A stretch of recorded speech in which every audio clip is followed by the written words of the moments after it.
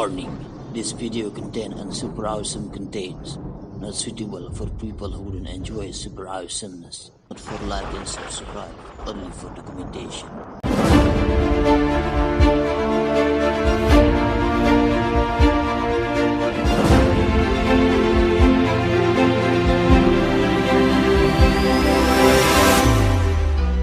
Sejarah mencatat bahwa perjuangan ulama dan santri dalam memperjuangkan dan mempertahankan kedaulatan Indonesia ketika kaum muslim menghadapi dilema antara kepentingan agama dan bangsa, para santri dan ulama mampu mengambil sikap politik kebangsaan yang tegas. Fakta itu terlihat di sejumlah rekaman sejarah Republik Indonesia. Inilah persembahan drama kolosal, kiprah dan perjuangan santri dari masa ke masa. Selamat menyaksikan. Al-kalamu wal-labzul murakkabul mufidu bil wada'i wa aqsamuhu salasatun ismun wa fi'lun wa harfun ja'ali ma'na. No.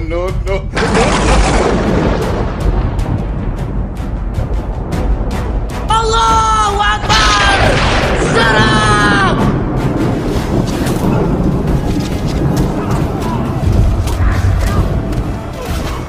Perang Jawa atau Perang Diponegoro menimbulkan korban terbanyak dalam sejarah Indonesia dengan kerugian 25 juta golden. Pangeran Diponegoro menggunakan taktik perang gerilya yang selalu berpindah-pindah dan sering melakukan serangan besar-besaran pada musim penghujan yang membuat tentara Belanda yang tidak mengenal medan perang lari kocar-kacir. Dengan kesulitan tersebut, Belanda pun mengirim jenderal-jenderal terbaik mereka, salah satunya adalah Jenderal de Kock. Namun upaya itu belum bisa memadamkan kobaran perang. Belanda pun memilih melakukan genjatan senjata. Masa genjatan senjata dipergunakan untuk menekan keluarga keraton dengan mengadakan sayembara dan hadiah 50.000 golden bagi siapapun yang mampu menangkap Pangeran Diponegoro.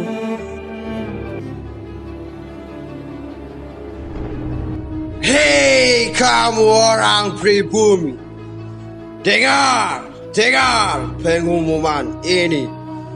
Barang siapa di antara kamu orang yang bisa menangkap Pangeran Diponegoro hidup akan diberi imbalan 50.000 golden oleh Jenderal de Kock. Ha. Dasar Belanda biadab! Tidak mungkin kami menyerahkan pangeran yang selama ini berjuang untuk kami. Dasar biadab! Pada tanggal 15 Oktober 1829, istri Pangeran Diponegoro Raden Ayu Ratnaningsih beserta putranya dan sebagian pasukan yang bertahan ditangkap oleh tentara Belanda. Hei, minggir kalian semua. Ada apa-apaan ini? Ha. Ternyata you di sini, Nyai. Ada apa ini? Katakan. Siapa kamu? Katakan di mana you sembunyikan Pangeran Diponegoro? Aku tidak tahu. Di mana persembunyian Pangeran Diponegoro? Aku tidak tahu. Kami sekeluarga sudah lama tidak berkumpul lagi. Bohong, kamu orang Nyai. Dasar kamu orang pribumi. Pasukan, bawa semua ke tahanan. Ha. Melihat kondisi pasukan yang sudah tersudut, membuat Pangeran Diponegoro menerima ajakan perundingan yang diusulkan Jenderal de Kock. Pada hari Ahad 28 Maret 1830, Pangeran Diponegoro melakukan pertemuan kembali dengan Jenderal de Kock di Magelang. Namun dalam hal ini, Jenderal de Kock sudah mempersiapkan pasukan untuk menangkap Pangeran Diponegoro. Selamat datang Pangeran Diponegoro. Apa kabar, you orang pangeran? Sudah. Perundingan apa lagi yang kamu inginkan, Jenderal? Jangan kebawa emosi, pangeran. Calm down saja. Tidak akan pernah ada kesepakatan selama kesepakatan itu merugikan kami dan merugikan rakyat Indonesia.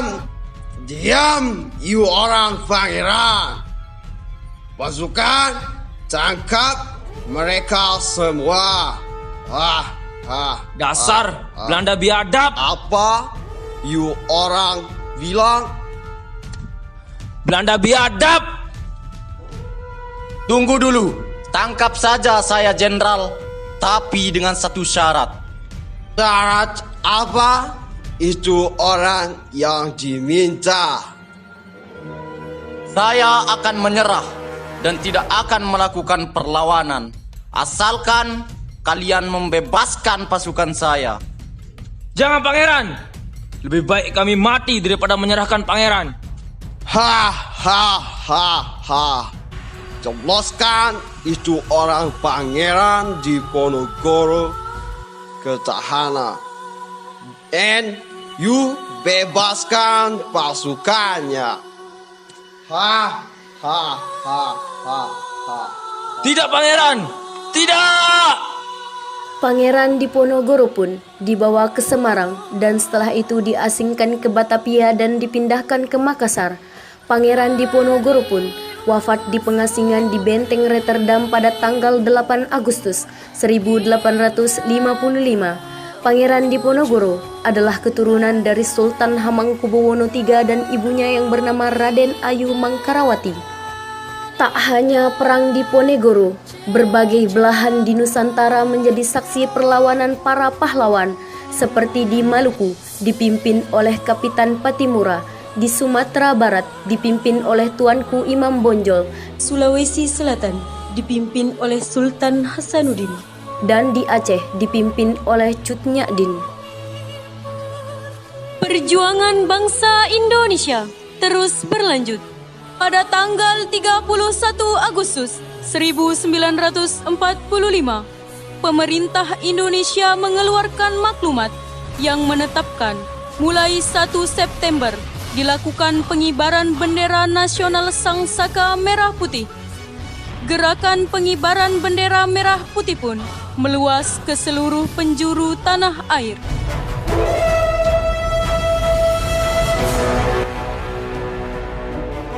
Belanda ke barat. Indonesia sudah merdeka.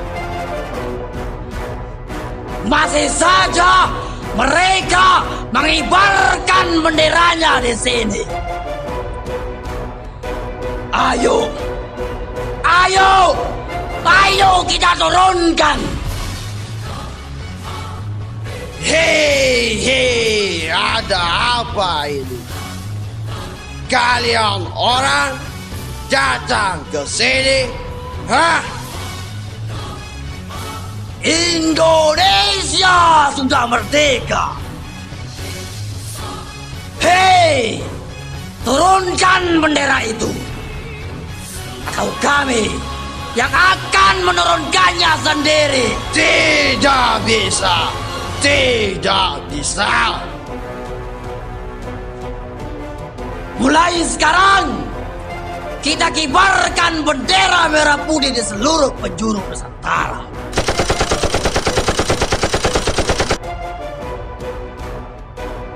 Atas saran Jenderal Besar Sudirman, Presiden Soekarno ngirim utusan khusus kepada Roisul Akbar Nahdlatul Ulama, Hadratus Syekh Kiai Haji Hasyim Asy'ari di Pondok Pesantren Tebu Ireng, Jombang, Jawa Timur dengan tujuan meminta fatwa jihad sang Kiai.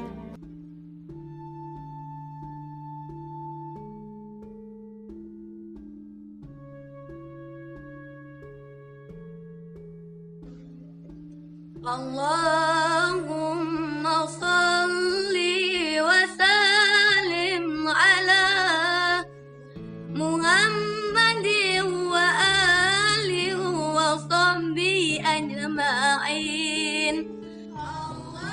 Amin.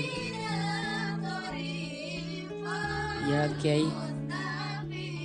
Sekarang pergi ke tambak beras. Sampaikan salam saya kepada Kiai Wahab Hasbullah bahwa saya ingin bertemu. Jih Kiai, saya pamit. Assalamualaikum. Waalaikumsalam warahmatullahi wabarakatuh.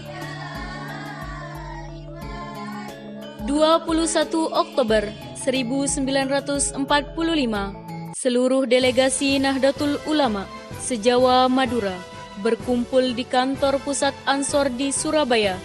Musyawarah tersebut dipimpin oleh Kiai Hasyim Asy'ari, kemudian dilanjutkan oleh Kiai Wahab Hasbullah.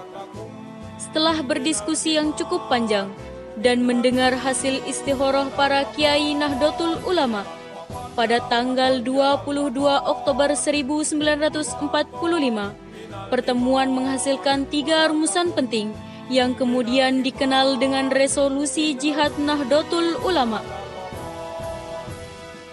Bismillahirrahmanirrahim. Resolusi Jihad Nahdlatul Ulama. Seluruh daerah Jawa dan Madura memutuskan memohon dengan syarat kepada pemerintah Republik Indonesia supaya menentukan dan mengupayakan tindakan yang nyata serta sepadan terhadap usaha-usaha yang membahayakan kemerdekaan dan agama dan negara Indonesia, terutama dengan pihak Belanda dan kaki tangannya, supaya memerintahkan perjuangan bersifat sabilillah untuk tegaknya negara Republik Indonesia dan agama Islam. Selanjutnya, kami berfatwa bahwa setiap Muslim, tua, muda, dan miskin sekalipun wajib memerangi orang kafir yang merintangi kemerdekaan Indonesia. Yang kedua, pejuang yang mati dalam perang kemerdekaan Indonesia layak disebut syuhada. Dan ketiga, warga Indonesia yang memihak kepada Belanda dan sekutunya dianggap memecah belah persatuan. Oleh karena itu, layak dihukum mati. Tidak bisa dipungkiri, Resolusi Jihad Nahdlatul Ulama memompa semangat perlawanan rakyat dan santri yang memicu pertempuran hebat di Surabaya tanggal 27, 28, 29 Oktober 1945. Setelah Kiai Hasyim Asy'ari wafat, perjuangan beliau diteruskan oleh putranya Kiai Haji Wahid Hasyim yang merupakan menteri dari Kabinet pertama Indonesia, dan dilanjutkan oleh cucunya Kiai Haji Abdurrahman Wahid atau Gus Dur yang merupakan Presiden keempat Republik Indonesia dan terkenal dengan Bapak Pluralisme Bangsa.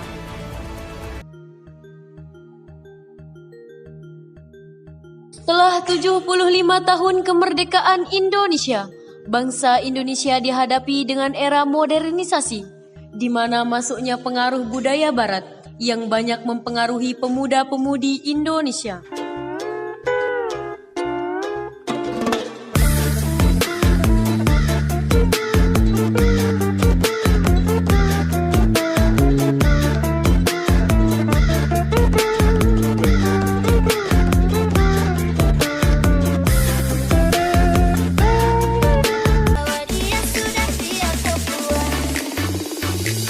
Tarik ses, semongko.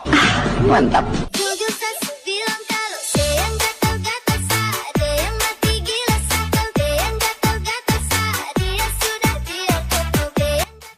Itu Rian kan? Rian siapa? Teman kecil kita dulu itu loh. Masa kamu lupa sih? ya. Saya ingat sekarang. Kok dia kayak gitu ya sekarang? Masya Allah. Badan bertato, rambut pirang, kayak yang orang-orang bule gitu. Bule? Apa Korea sih? Pokoknya gitu dah. Ya, begitulah zaman sekarang. Kalau kita tidak bisa menjaga diri dari pergaulan dan pengaruh media sosial yang dari luar, ya kayak Rian itu loh. Tapi semoga saja kita tidak seperti mereka. Amin ya robbal alamin. Insya Allah, selama kita bisa menjaga diri dengan tuntunan ajaran Islam, kita tidak akan seperti mereka.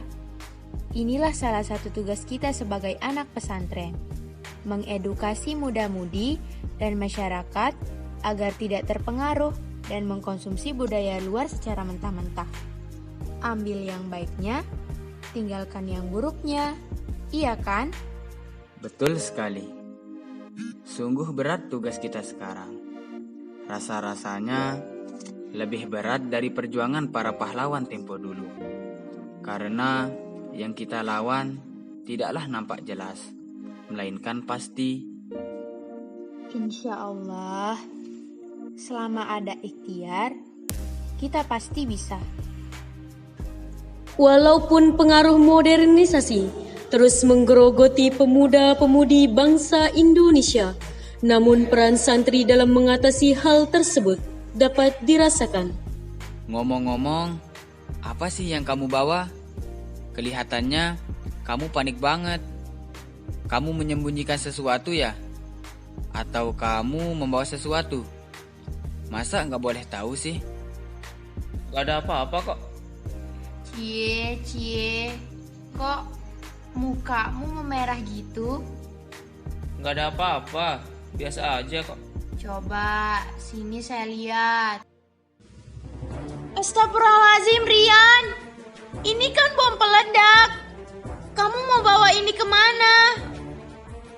Aku mau berjihad. Aku mau membunuh orang-orang yang tidak menjalankan syariat Islam dengan benar.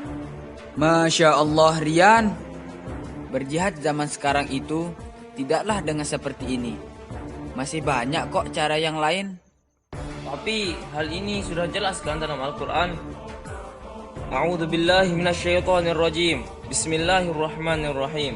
Infiru khifafan wa thiqalan wajahidu bi amwalikum wa anfusikum fi sabilillahi wa dzalikum khairul lakum in kuntum ta'lamun. Itu kan dalilnya. Astagfirullah, Rian. Kalau belajar agama jangan setengah-tengah. Jangan belajar agama hanya lewat sosial media yang belum jelas asalnya. Belajarlah agama dengan kiai atau tuan guru yang sudah jelas sanad keilmuannya, seperti Datuk Bagu yang sudah jelas sanad keilmuannya sampai Rasulullah SAW.